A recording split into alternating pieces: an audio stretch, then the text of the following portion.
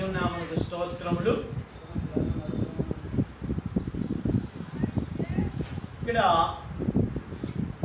కీర్తనల గ్రంథము 20వ అధ్యాయములో మనం చూస్తే, ఈ 20వ అధ్యాయంలో ఈ 2వ వచనంలో రాయబడిన మాట చూడండి. పరిశుద్ధ స్థలములో నుండి ఆయన నీకు సహాయం చేయునుగాక, సీయోనులో నుండి నిన్ను ఆదుకొనును గాక. ప్రభువునందు నా ప్రియమైనటువంటి సహోదరి సహోదరులారా, మన ప్రభువును మన రక్షకుడైన యేసుక్రీస్తు ప్రభువారి నామములో మీ అందరికీ శుభవందనాలు. దేవుడు మనల్ని ప్రేమించి మరలా మనకు ఈ దినాన్న ప్రభు దినాన్ని మనకు అనుగ్రహించినందుకై మనం ఎంతో దేవునికి వందనస్తులమై ఉన్నాం. ఇక్కడ దేవుని యొక్క వాక్యంలో మనం చూస్తే, ఈ కీర్తనల గ్రంథము ఈ 20వ అధ్యాయము 2వ వచనంలో ఇక్కడ 2 మాటలు రాయబడ్డాయి. పరిశుద్ధ స్థలములో నుండి ఆయన నీకు సహాయము చేయునుగాక అన్నారు. కాబట్టి ఇక్కడ 2 మాటలు, ఒకటి పరిశుద్ధమైనటువంటి స్థలము, రెండవది సహాయమైనటువంటి మాట. కాబట్టి పరిశుద్ధమైన స్థలము అనే దాన్ని బట్టి మనం దాన్ని అర్థం చేసుకోలేకపోతే, ఆ పరిశుద్ధమైన స్థలములో నుండి వచ్చేటువంటి సహాయాన్ని కూడా మనం ఏం చేయలేము, అర్థం చేసుకోలేము. అందుకని ఇక్కడ దేవుని వాక్యంలో మనం చూస్తే, ఇక్కడ పరిశుద్ధమైన స్థలములో నుండి ఆయన నీకు ఏం చేస్తారంట, సహాయము చేయునుగాక అన్నారు. ఇక్కడ దేవుని వాక్యాన్ని 2 మాటలు మనం చూసాం. ఒకటి పరిశుద్ధమైనటువంటి స్థలము, రెండవది ఆ స్థలములో నుండి వచ్చేటువంటి సహాయం. ఇక్కడ పరిశుద్ధమైనటువంటి స్థలాలు 2. ఒకటి భూమి మీద ఉన్నటువంటి దేవుని పరిశుద్ధమైనటువంటి మందిరమైన స్థలము, రెండవది పరలోకములో ఉండేటువంటి పరిశుద్ధమైనటువంటి స్థలం. ఈ పరిశుద్ధమైనటువంటి స్థలములు, భూమి మీద ఉన్నటువంటి పరిశుద్ధ స్థలము వేరు, పరసంబంధమైనటువంటి పరిశుద్ధమైన స్థలము వేరు. అయితే పరసంబంధమైనటువంటి పరిశుద్ధమైన స్థలానికి ఉన్నటువంటి ఆ యొక్క మోక్షే భూమి మీద ఉన్నటువంటి పరిశుద్ధమైనటువంటి స్థలం. అందుకని మోషేకు దేవుడు చెప్పాడు, కొండ మీద నీకు కనబడిన విధముగా దాన్ని నిర్మింపాలి అన్నాడు. దేవాది దేవుడే మందిరానికి ఆయన కొలతలు ఇచ్చాడు. అయితే ఈ పరిశుద్ధమైన స్థలములోను అలాగే పరలోకముల పరిశుద్ధ స్థలములు కూడా పోలికలు ఉన్నాయి. అయితే దేవుని వాక్యం ఇక్కడ చెప్పబడుతుంది, పరిశుద్ధమైన స్థలములో నుండి నీకు ఏం కలుగుద్ది, సహాయం కలుగుద్ది. కాబట్టి అందుకని ఇక్కడ 5వ వచనం అంటాడు, యెహోవా నీ రక్షణను బట్టి మేము జయోత్సవము చేయుచున్నాము. చూడండి నా ప్రియమైన సోదరి సహోదరులారా, దేవుడిచ్చిన రక్షణను బట్టి జయోత్సవము చేయుచున్నాం. మనం ఎందుకు జయోత్సవం చేయాలి అంటే, ఇక్కడ 2 విధాలుగా మనం చూస్తాం. ఒకటి భూ సంబంధమైన పరిశుద్ధమైన స్థలము, రెండవది ఆత్మ సంబంధమైన పరిశుద్ధమైనటువంటి స్థలం, పరలోకం. కాబట్టి భూ సంబంధమైన పరిశుద్ధ స్థలంలో మనం జాగ్రత్తగా గమనిస్తే, నిర్గమాకాండము 25వ అధ్యాయం 8వ వచనంలో దేవుని వాక్యం చెప్పబడుతుంది, నేను వారిలో నివసించినట్లు వారు నాకు ఏం నిర్మింపాలి, పరిశుద్ధ స్థలాన్ని నిర్మింపాలి అన్నారు. ఏం నిర్మింపాలంట, పరిశుద్ధమైన స్థలాన్ని నిర్మింపాలి. కాబట్టి పరిశుద్ధమైన స్థలము అక్కడ నిర్గమాకాండం 25వ అధ్యాయంలో 8వ వచనంలో దేవాది దేవుడే మోషేతో ఈ విధముగా చెప్పాడు, పరిశుద్ధమైన స్థలం నిర్మింపాలన్నారు. కాబట్టి పరిశుద్ధమైనటువంటి స్థలములో మందిరంలో 3 భాగాలు. ఒకటేంటి, ఆవరణము, రెండవది పరిశుద్ధమైన స్థలము, అతి పరిశుద్ధమైన స్థలం. కాబట్టి ఆవరణంలో ఈ ప్రవేశించబోయే ముందుగా ఆవరణంలో ఏం కనబడుతుంది, గంగాళం కనబడుతుంది. గంగాళం తర్వాత బలిపీఠం కనబడుతుంది. తర్వాత పరిశుద్ధ స్థలంలో ప్రవేశించినప్పుడు అక్కడ ఏం కనబడుతుంది, ధూపవేదిక ఉంది, తర్వాత దీపస్తంభం ఉంది, ఆ తర్వాత ఏముంది, సన్నిధి, రొట్టెలు ఉండే స్థలం ఉంది. కాబట్టి అతి పరిశుద్ధ స్థలంలోకి వెళ్ళేటప్పటికి మందసము ఉంది. జాగ్రత్తగా గమనించండి. ఇవన్నీ కూడా యేసుక్రీస్తు ప్రభువారికి సూచన. కాబట్టి గంగాళము అంటే కడుగుకొని మందిరంలోనికి వెళ్ళాలి. అక్కడ కడుగుకొని ఏం చేయాలి? అక్కడ యాజకులు దేవుని సేవ చేయాలంటే, బలిపీఠం మీద బలి అర్పించాలంటే ఆ గంగాళంలో కాళ్ళు చేతులు కడుక్కుని ఏం చేయాలి? బలి అర్పించాలి. కాబట్టి అందుకనే యేసుక్రీస్తు ప్రభువారు ఏం చెప్పారు? యేసు ప్రభువారు నేను జీవ జలాన్ని అన్నారు. ఇవన్నీ కూడా దేవుని మందిరంలో ఉన్నటువంటి వస్తువులన్నీ కూడా సాదృశ్యము యేసుక్రీస్తు ప్రభువారే. కాబట్టి అందుకే దేవుని వాక్యంలో మనం చూస్తే ఈ బలిపీఠం దగ్గర పశువు వధించబడాలి. కాబట్టి బలిపీఠం మీద యేసుక్రీస్తు ప్రభువారు అనే పస్కా పశువు ఏం చేయబడ్డాడు? వధించబడ్డాడు. అలాగే పరిశుద్ధ స్థలం వెళ్ళేటప్పటికి సన్నిధి రొట్టెలు ఉన్నాయి, యాజకులు తినాలి. అందుకని యేసుక్రీస్తు ప్రభువారు అన్నాడు నేను పరలోకంలో వచ్చినటువంటి జీవాహారమును నేనే అన్నాడు. అలాగే అక్కడ దీపస్తంభం నుంచి వెలుగు ఆ మందిరం పరిశుద్ధ స్థలంలో కమ్ముకుంటా ఉంటుంది. కాబట్టి యేసుక్రీస్తు ప్రభువారు చెప్పారు నేను లోకములకు ఏమైనాను? వెలుగునై ఉన్నాను అన్నారు.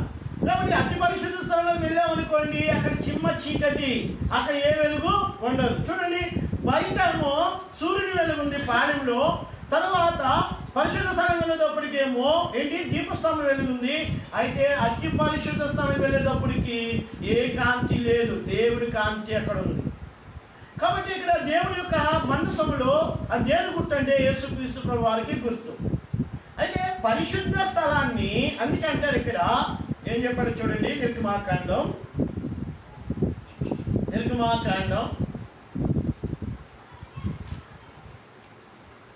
25వ అధ్యాయము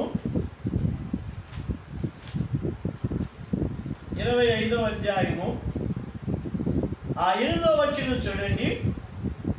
నేను వారిలో నివసించినట్లు వారు నాకు పరిశుద్ధ స్థలమును ఏం చేయాలంట? నిర్మింపవలెను. చూడండి 9వ వచనం. నేను నీకు కనబరచు విధముగా మందిరము యొక్క రూపమును దాని ఉపకరణములన్నిటిని రూపమును నిర్మింపవలెను.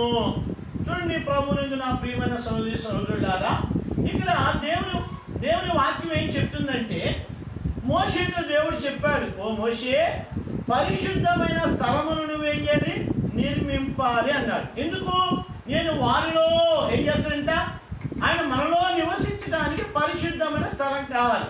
అందుకనే కీర్తన 20వ అధ్యాయం 2వ వచనంలో ఏమన్నాడంటే, పరిశుద్ధమైన స్థలములో నుండి నేను నీకు సహాయం చేస్తా. దేవుడు మనకు సహాయం చేయాలంటే పరిశుద్ధమైన స్థలం మనకు కావాలి. అందుకని ఇక్కడ దేవుడు అంటున్నాడు నేను వారిలో నివసిస్తాను అంటే దేవుడు నివసించేది రెండు స్థలాలు. ఒకటేంటి? ఒకటి పరలోకంలో నివసిస్తాడు దేవుడు, రెండోది ఏంటి? మన హృదయంలో దేవుడు నివసిస్తాడు. అందుకే అపోస్తులైనటువంటి పౌలు ఈ యొక్క పరిశుద్ధ స్థలాన్ని మన దేహంతో పోల్చాడు. 1 కొరింథీ పత్రిక 3వ అధ్యాయంలో ఏం చెప్పాడు? మీరు దేవుని ఆలయమై ఉన్నారని మీరు ఎరుగరా? దేవుని ఆత్మ మీలో నివసించు మీరు ఎరుగరా? మీరు విలువ పెట్టి కొనబడిన వారు కనుక మీ దేహంతో దేవుణ్ణి మహిమపరచండి. జాగ్రత్త మాట గమనించండి. కాబట్టి ఆ దినాల్లో ఇశ్రాయేలు ప్రజల మధ్య పరిశుద్ధమైన మందిరము స్థలం ఉండేది. ఈ నూతన నిబంధన గ్రంథంలో యేసుక్రీస్తు ప్రభువు రక్తంతో కొనబడిన ప్రతి వారు కూడా దేవునికి ఎవరమని మనం? దేవాలయం. దేవుడు నివసించేది రెండు స్థలాలు. ఒకటి పరలోకంలో దేవుడు నివసిస్తాడు, రెండవది యేసుక్రీస్తు రక్తంతో కడగబడి కొనబడినటువంటి ప్రజల మధ్య అనగా హృదయంలో దేవుడు నివసిస్తాడు. అందుకనే ఇక్కడ పాత నిబంధన గ్రంథంలో దేవుని మందిరాన్ని అంటున్నాడు నేను వారిలో నివసించాలి, కాబట్టి నాకు ఏం కావాలి? ఇప్పుడు పరిశుద్ధమైన స్థలాన్ని కావాలి అన్నాడు. మరి ఆ పరిశుద్ధమైన స్థలము చూడండి, సంఖ్యాకాండము 4వ అధ్యాయం. సంఖ్యాకాండము 4వ అధ్యాయము 4వ అధ్యాయము చూడండి 20వ వచనం. చూడండి 20వ వచనం. వారు చావక ఉండినట్లు పరిశుద్ధ స్థలమును రెప్పపాటునైనను చూచుటకు లోపలికి రాకూడదు. చూడండి, జాగ్రత్త మాట గమనించండి. పరిశుద్ధమైనటువంటి స్థలము పాత నిబంధనలో ఎంతో భయంకరంగా ఉండేది. కాబట్టి అంటాడు ఇక్కడ లేవికాండంలో కూడా అంటాడు, అన్యుడు పరిశుద్ధమైన స్థలంలోకి వస్తే వాడిని ఏం చేయాలంట? రాళ్ళతో కొట్టి చావగొట్టాలి. అయితే అలాంటి భయంకరమైన పరిశుద్ధమైన స్థలంలో నుండి మనకేమొస్తుందంటే ఇప్పుడు సహాయం వస్తుంది. జాగ్రత్త మీరు గమనించండి. చాలా మంది దేవుణ్ణి ఒక పోలీస్ ఆయనగా చూస్తూ ఉంటారు.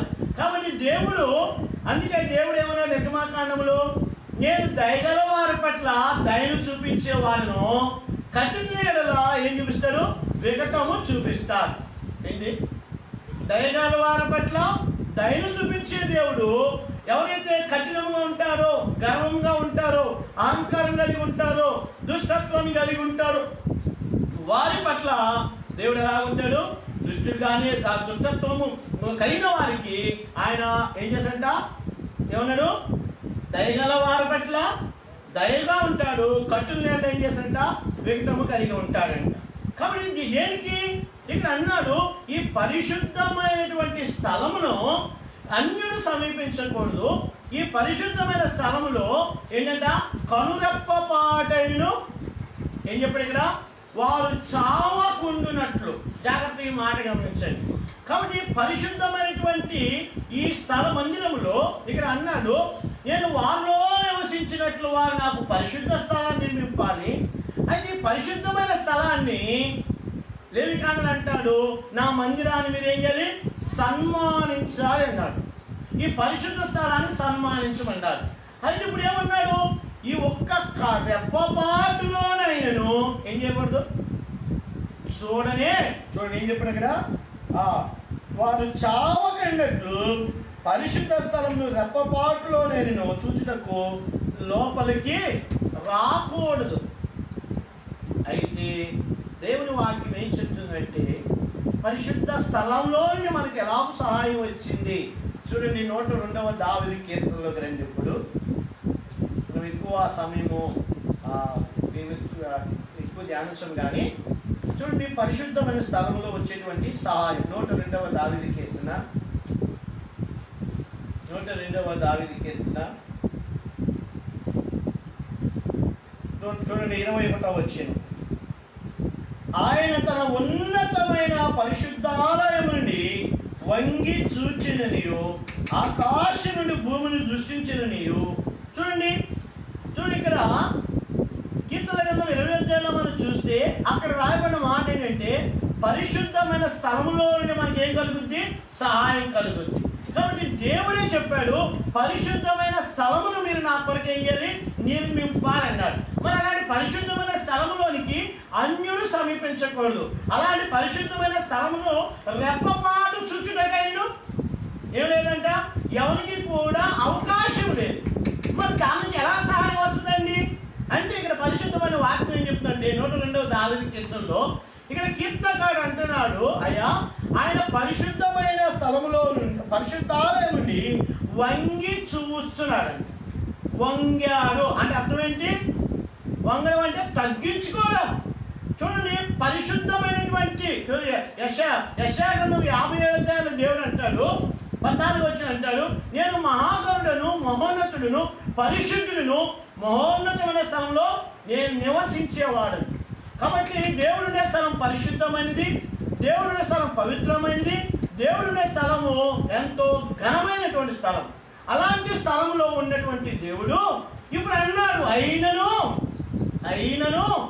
వినయము గల వారి యొద్దను, దీన మనసు గల వారి యొద్దను నేను నివసిస్తాను అన్నాడు. చూడండి, ఇక్కడ పరిశుద్ధమైన స్థలం ఎంతో ప్రతిష్టమైనది, పరిశుద్ధమైన స్థలం ఎంతో పవిత్రమైనది, పరిశుద్ధమైన స్థలం ఎంతో ఘనమైనది, ఎంతో భయంకరమైనది. ఎందుకని అక్కడ అంటున్నాడు, అన్యుడు లోపలికి ప్రవేశిస్తే రాళ్ళతో కొట్టి చంపబడాలి. కనురెప్ప పాటులోనైనా పరిశుద్ధ స్థలంలోనికి ఏం చేయకూడదు? వెళ్ళకూడదు. అయితే మనుషుడికి ప్రవేశము అందులో లేదు. కానీ ఆ ప్రవేశం తీసుకురావడానికంట దేవుడు తన పరిశుద్ధాలయం నుండి ఏం చేశాడండి? వంగాడు. దేని కొరకు వంగవలసి వచ్చింది? రండి 20వ వచనంలో, చెరసాల్లో ఉన్న వారి మూలుగులు వినుటకును, చావునకు విధింపబడిన వారిని విడిపించుటకును. ఈ మాట గమనించండి. ఇది పరిశుద్ధమైన స్థలములో నుండి మనకు సహాయం. ఒక పక్కన పరిశుద్ధమైన స్థలము ఘనమైనదిగా కనబడుతుంది. ఒక పక్కన పరిశుద్ధమైన స్థలంలోనికి అన్యుడు ప్రవేశిస్తే రాళ్ళతో కొట్టి చంపబడాలని చెప్పబడుతుంది. ఒక పక్కన పరిశుద్ధమైన స్థలము కనురెప్పపాటు చూస్తే మరణం పొందాలని చెప్పబడుతుంది. కాబట్టి ఒక ప్రక్కన పరిశుద్ధ స్థలము ఘనమైనదిగా కనబడుతుంది. అయితే అలాంటి ఘనమైన దేవుని లోపల దేవుని వద్దకు, అలాంటి పరిశుద్ధమైన స్థలంలోనికి అన్యుడు రావటానికి అధికారం లేదు.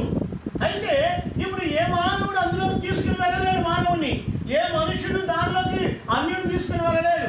అయితే ఏ దేవుడైతే ఇలా కూడా కట్టడం పెట్టాడో అదే దేవుడు లోపల తీసుకురావడానికంట ఆయన వంగి ఏం చెప్పాడట, వంగి చూడని అనుగ్రహించున్నాడట. ఎందుకు వంగవలసి వచ్చింది ఆయనకి? 20 వచ్చింది చదవండి. ఏమన్నాడు? చెరసాలలో ఉన్న వారి మూల్గులు వినుటకును, చావునకు విధింపబడిన వారిని విడిపించుటకు. జాగ్రత్తగా మాట గమనించండి నా ప్రియమైన సహోదరి సహోదరులారా. చూడండి, పరిశుద్ధమైన స్థలము ఒక ప్రక్కన ఘనమైనది కనబడుతుంది. పరిశుద్ధమైన స్థలము ఒక ప్రక్కన మనం రావడానికి, లోపల ప్రవేశించడానికి అర్హత లేదని చెప్తుంది. పరిశుద్ధమైన స్థలము మనం లోపల చూడటానికి కూడా అధికారం అని చెప్తుంది. అయితే అలాంటి పరిశుద్ధ స్థలములో నుండి సహాయం మనకు కలుగుతుందంట. ఏంటి సహాయము? దేవుడంట వంగి చూడ, నేను చెప్పాను అక్కడ,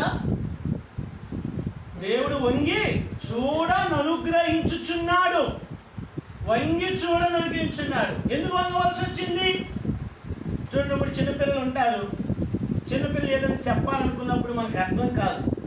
అర్థం కానప్పుడు ఏం చేస్తామండి మనం? ఏం చేస్తాం చెప్పండి? ఇలా నిటారుగా నిలబడి చెప్పు అంటావా? ఏం చెప్తాం? ఒక పిల్లవాడు ఎంత ఉన్నాడు, చిన్నపిల్లవాడు. ఆ చిన్నపిల్లవాడు చెప్పేది మనకు అర్థం కావాలంటే ఏం చేస్తాం? పిల్లవాడి దగ్గరికి వంగి, వాడి తల దగ్గరికి మనం వంగుతాం. మనం వంగి చెప్పరా నీకేం కావాలరా అంటాం. కాబట్టి మన భూమి మీద ఉన్నాం, ఆయన పరలోకంలో పరిశుద్ధమైన స్థలంలో ఉన్నాడు. అయితే ఆయన మూలుగులు వినడానికంట వంగాడు. చూడు, జాగ్రత్తగా గమనించండి. ఎవరు మూలుగు? చెరసాలలో ఉన్న వారి మూలుగులు వినటకు జాగ్రత్తగా గమనించండి. బంధింపబడిన వారి మూలుగులు వినటానికి, చావులకు విధింపబడిన వారిని విడిపించుటకు ఆయన చేసిన వంగి చూడను అనుగ్రహించున్నారు. ఇంకా మనకు బాగా అర్థం కావాలంటే 113వ దావీదు కీర్తనలో రండి. ఎందుకు ఆయన వంగవలసి వచ్చింది?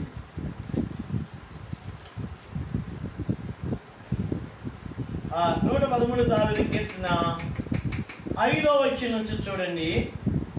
ఉన్నతమందు ఆసీనుడై ఉన్న మన దేవుడిని యెహోవాను పోలి ఉన్న వాడెవడు? ఎక్కడున్నాడు ఆయన? ఉన్నతమందు ఆసీనుడైనటువంటి వాడిని మన పరలోకమున దేవుడు పోలి ఉన్నవాడు ఎవడు కూడా లేడు. చూడండి, అందుకే పౌలు అంటాడు తిమోతితో, ఆయన శ్రీమంతుడు, ఆయన రాజులకు రాజు, ప్రభువులకు ప్రభువు, శ్రీమంతుడు, అద్వితీయ దేవుడు, సర్వాధికారి అయినటువంటి దేవుడు. ఏ కాలంలోనూ ఎప్పుడు ఏ మనుషుడు చూడలేదు, చూడలేదు. కాబట్టి ఆయన పోలిన వాడు కానీ, ఆయనతో సముడైన వాడు కానీ ఎవడు కూడా లేడు. ఎందుకు అలాంటి ఆయన? ఇప్పుడు 6వ వచనం చూడండి. ఆయన భూమి ఆకాశములను వంగి చూడ అనుగ్రహించుచున్నాడు. భూమిని, ఆకాశాన్ని కూడా వంగి చూడ అనుగ్రహిస్తున్నాడంట. ఎందుకు వంగవలసి వచ్చింది? రండి, 7వ వచనం. ప్రధానులతో, తన ప్రజల ప్రధానులతో వారిని కూర్చుండబెట్టుటకై. జాగ్రత్త మాట గమనించండి. అక్కడ మనం చూసాం 102వ దావీదు కీర్తనలో ఆయన ఎందుకు వంగవలసి వచ్చిందంట? ఎందుకు తగ్గించుకోవాల్సి వచ్చింది? ఎందుకు భూమిని రావాల్సి వచ్చింది? ఎందుకు పరలోకం విడిచిపెట్టవలసి వచ్చింది? ఎందుకు మహిమను విడిచిపెట్టవలసి వచ్చింది? ఎందుకు ఘనత విడిచిపెట్టవలసి వచ్చింది ఆయన? ఎందుకండి? మూలుగులను వినుటకును, చావునకు విధింపబడిన వారు విడిపించుటకును ఆయన ఏం చేశాడు? వంగాడు, తగ్గించుకున్నాడు.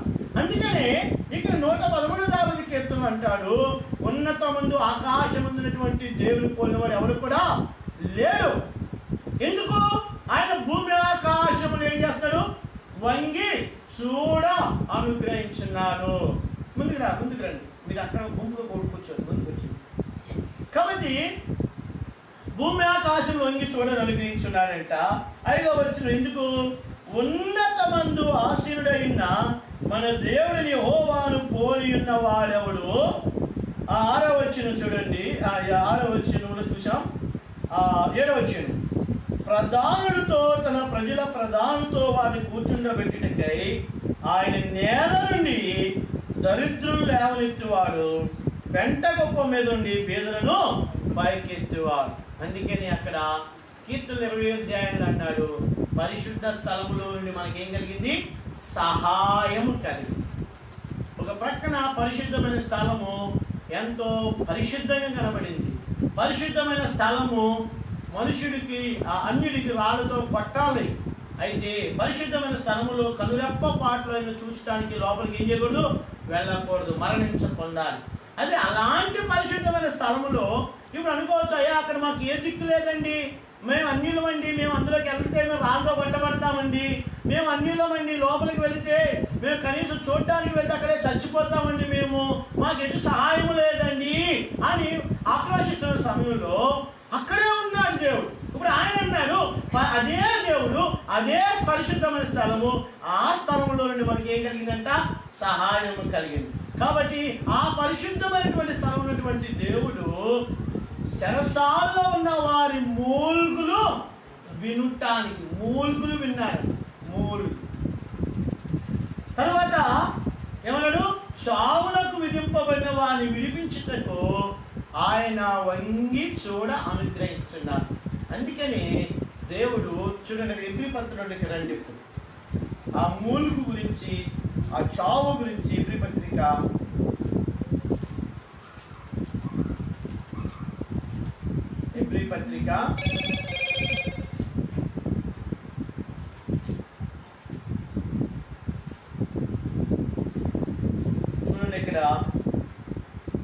2వ అధ్యాయము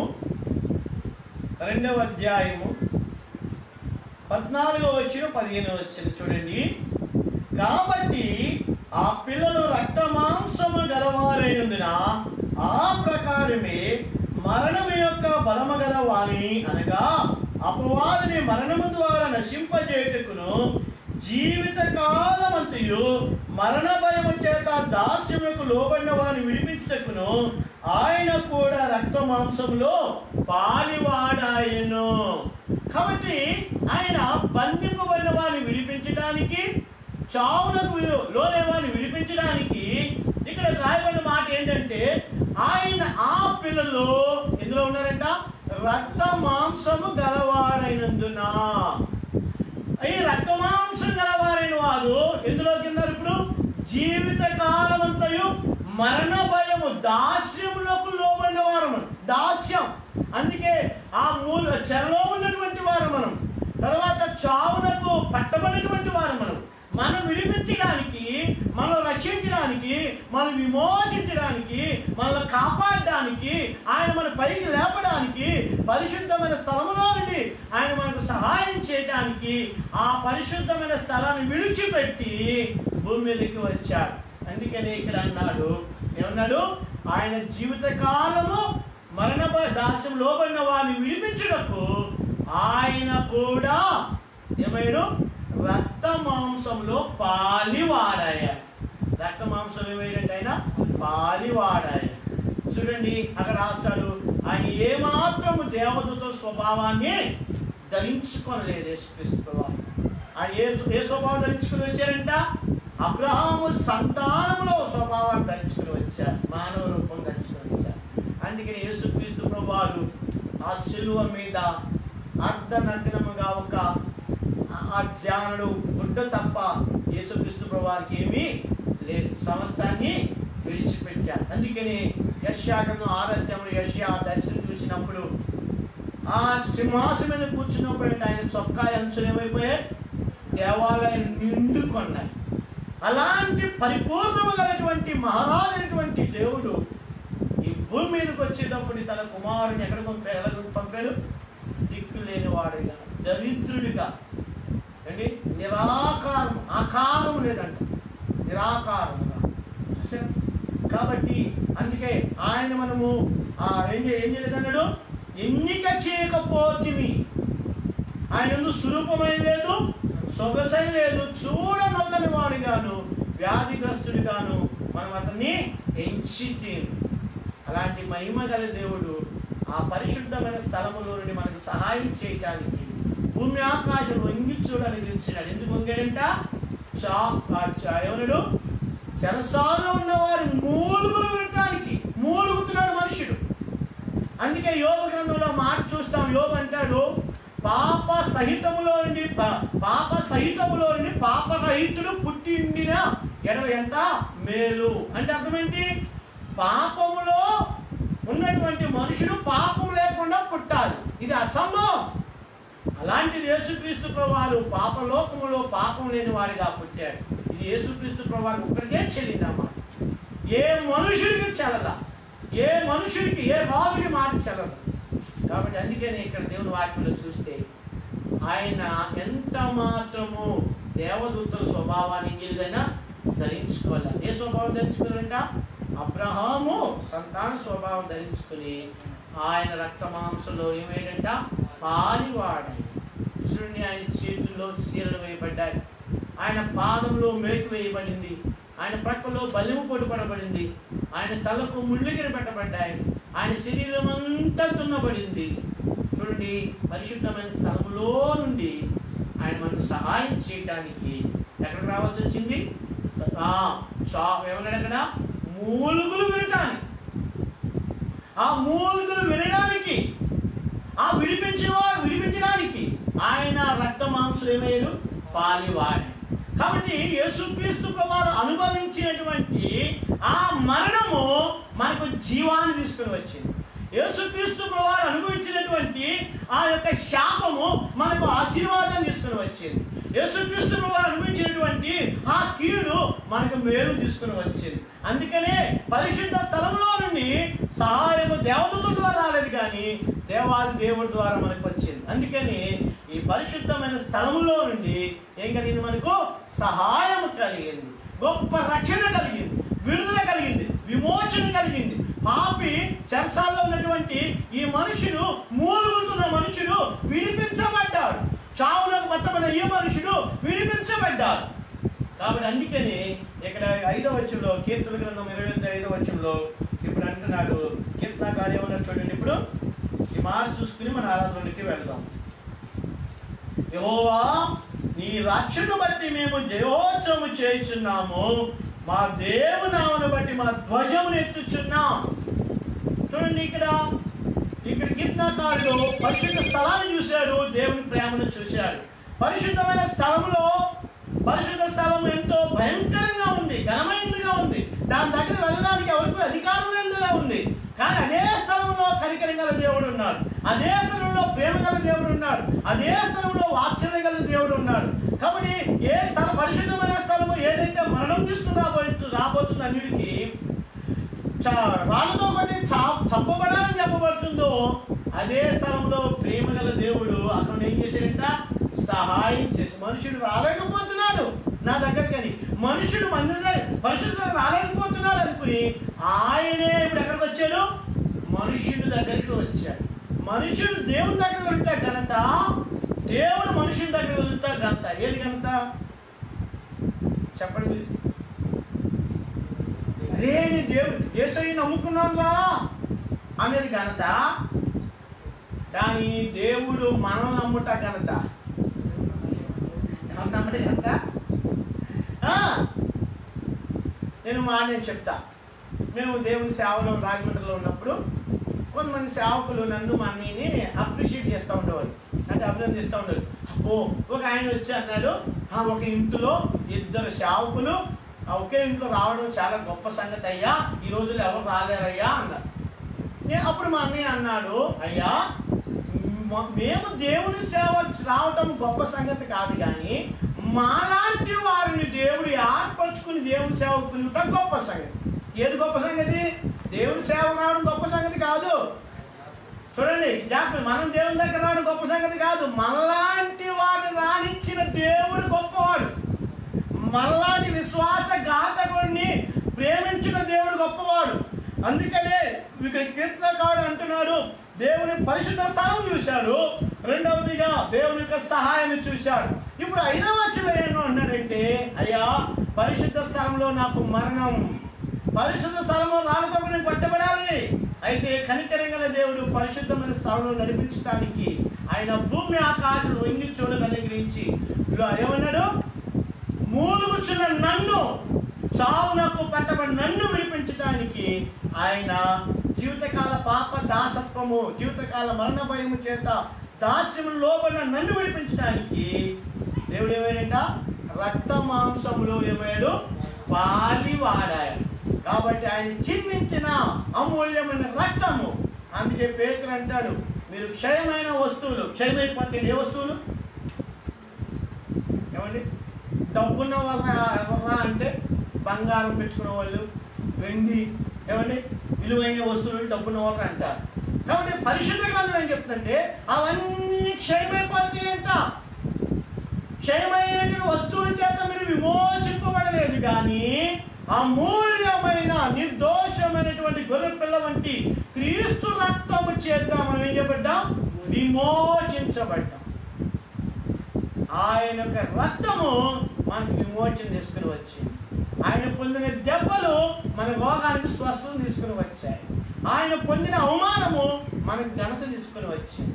అందుకని ఇప్పుడు 5వ వచనంలో దావీదు కీర్తనకారుడు అన్నాడు, యెహోవా నీ రక్షణ బట్టి మేము జయోత్సవము చేస్తున్నాము, మా దేవునామను బట్టి మా ధ్వజము ఎత్తుచున్నాం. ఇప్పుడు 7వ వచనంలో చూడండి, కొందరు రథములను బట్టి కొందరు గుర్రమును బట్టి అతిశయపడుదురు, మనమైతే మన దేవుడిని యెహోవా నామమును బట్టి అతిశయపడుదుము.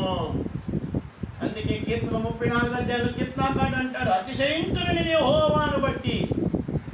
కాబట్టి కొందరు దేని బట్టి అంట, గుర్రాలు బట్టి అతిశయిస్తారు. గుర్రం దేని గుర్తు, బలానికి గుర్తు.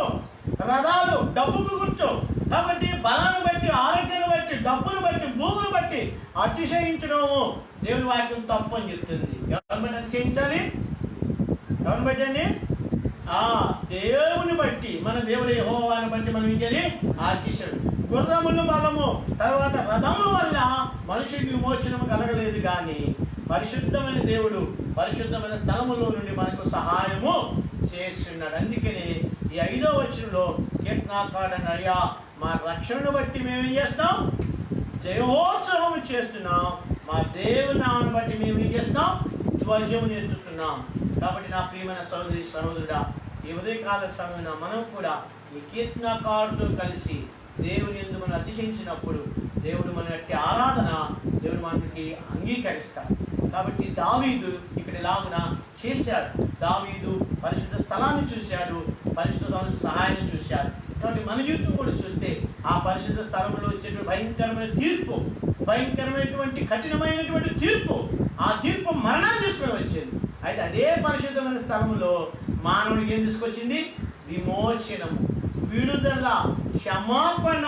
తిరిగి అదే పరిశుద్ధ స్థలంలోనికి మనం ఏం చేసాం, ప్రవేశించాం. దేనికి మనం పాత్రులు కాదో దానికి దేవుడు మనల్ని పాత్రులుగా చేశాం. అందుకని ఇక్కడ కీర్తనకారుడు అంటాడు, మా రక్షణను బట్టి మేము ఏం చేస్తాం, జయోత్సవము చేస్తున్నాం. కాబట్టి మనం కూడా ఆరాధన జయోత్సవం చేయనట్లుగా దేవుడు అంటే ఆత్మను మన మీద కుమ్మరించుగా. లేచి మనకు పాట పాడదాం.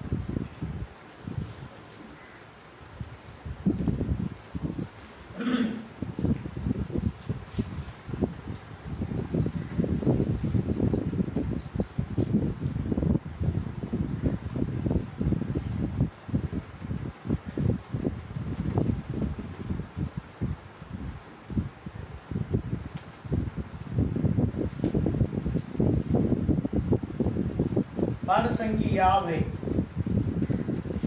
పాట సంఖ్య 50. దేవాన హృదయము నీయందు స్థిరమాయే, నీ పాడుచు స్తుతి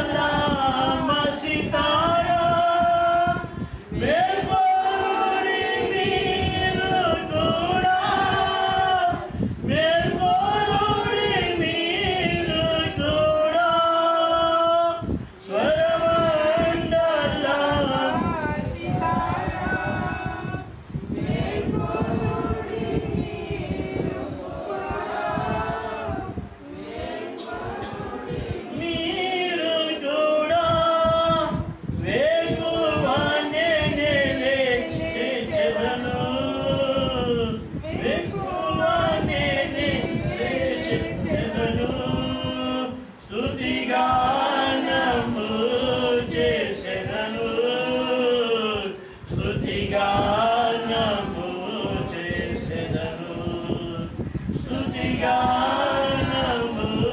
చేసెదను, స్తుతిగానము చేసెదను. దేవా నా హృదయము నీ యందు స్థిరమాయె,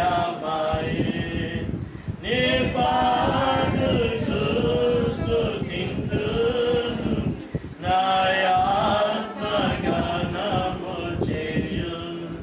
నే పాడుచు స్తుతింతును, నా ఆత్మ గానము చేయును. దేవా నీ జనముల మధ్య కృతజ్ఞతాస్తుతులను,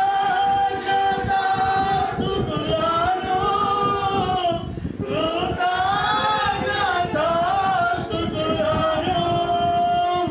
దేవాని జనముల మధ్య కృతజ్ఞతాస్తుతులను,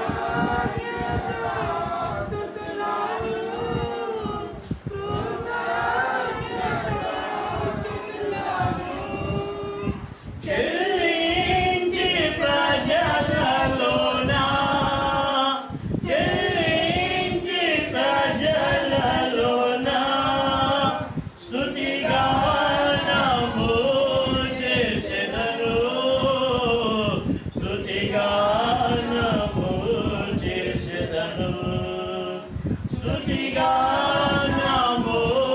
చేసెదను, స్తుతిగానము చేసెదను. దేవా నా హృదయము నీ యందు స్థిరమాయె, నే పాడుచు స్తుతింతును, నా ఆత్మ గానము చేయును. నే పాడుచు స్తుతింతును, నా ఆత్మ గానము చేయును. ఆకాశమున కంటే ఉన్నతమైనది, కృప మహోన్నతమైనది.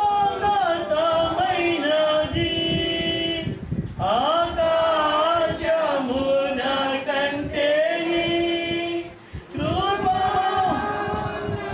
ఉన్నతమైనది, కృపమోన్నతమైనది. నీదు సత్యము మేఘముల కంటే, నీదు సత్యము మేఘముల కంటే అత్యున్నతమైనది, అత్యున్నతమైనది, అత్యున్నతమైనది,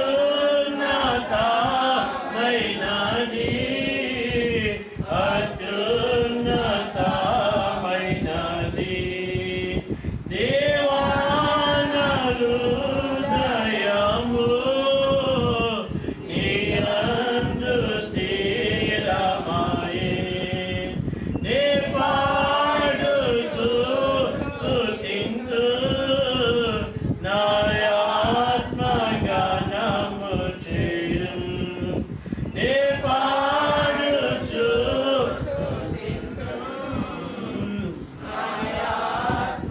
గానము చేయును. దేవా నీవు ఆకాశము కంటే మహోన్నతుడవు కమ్ము, మహోన్నతుడవు కమ్ము. దేవా నీవు ఆకాశము